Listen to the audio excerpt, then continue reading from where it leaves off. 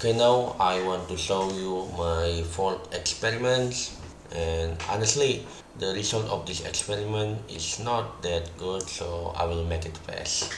So basically, the model that I have been using in this experiment is Poseidon here, and actually Poseidon is just one of the variation of the SCOT, and SCOT stands for Scalable Operator Transformer.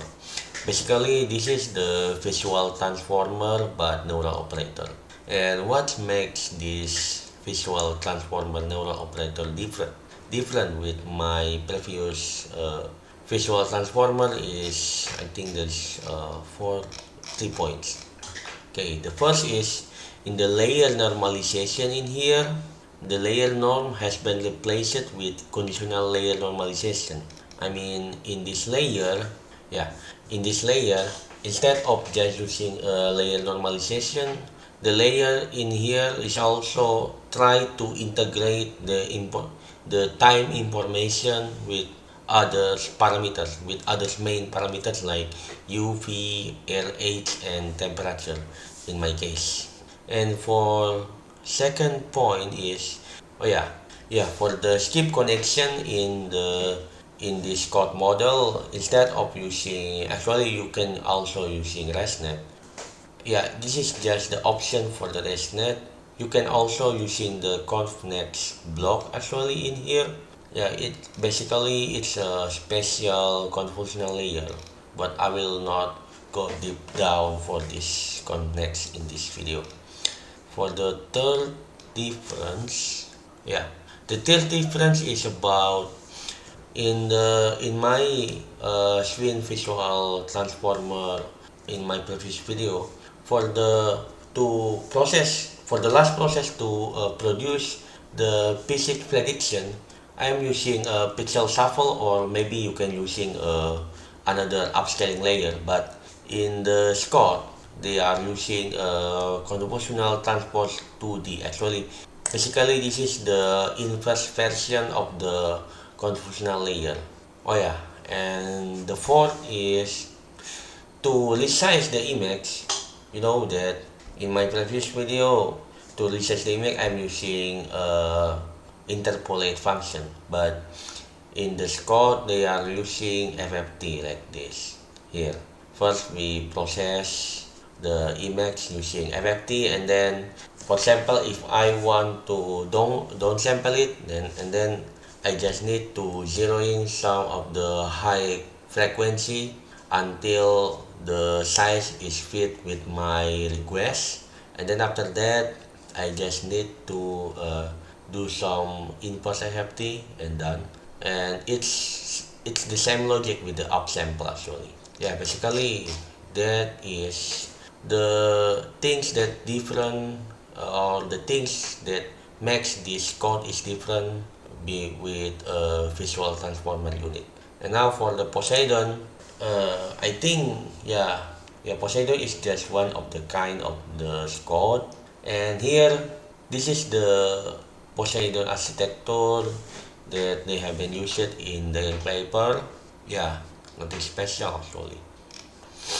And yeah, in their paper, in their script actually, in their literal script, they are using a special training method where they are using different learning parameter and weight decay and other training parameters. They're using different for every part of the model.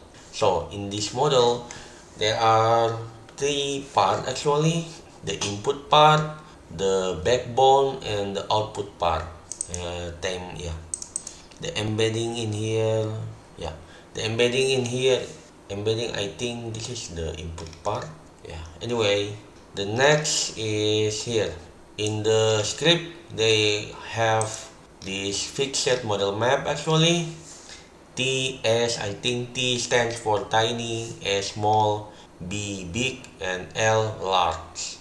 And in this experiment, I'm using a big model. And this is the advantage of the Poseidon. Actually, it's only one advantage, but yeah, it's only one advantage actually, but it's produced, yeah, to pros for this model. Yeah, it's because in the Scott, different. What makes different this what makes the different between this Poseidon and my other model is because I don't need to in Poseidon and Scott. I think it's only Poseidon. In Poseidon, I only need to input one time step here, and also not just yeah. I only using one time step without using historical data, and also from this one time step data, I can just predict directly several time step ahead with just one shoot. I just need to input the time information. For example, I want to input 3 times ahead, and then I just need to make some preparation in the input, yeah, in the time input for this Poseidon model. Yeah, I think it's only that. Now move on to the experiment page. Yeah, basically this is the same. The dataset is still same. And in here, to run the actually in the original paper they prepare the original script that we can use. And in this experiment, I'm using this model setting. Here I build my custom dataset for the RPJ UV-RT, and yeah, I'm using a big model one. And when I run this, I expect that I will get the decent result, but actually no. The result is something like this. And as you can see here, for the Indo prediction and cyclone prediction, the pattern is not that good if we compare with my previous run here. Yeah, it's not that good. It's off in so many points.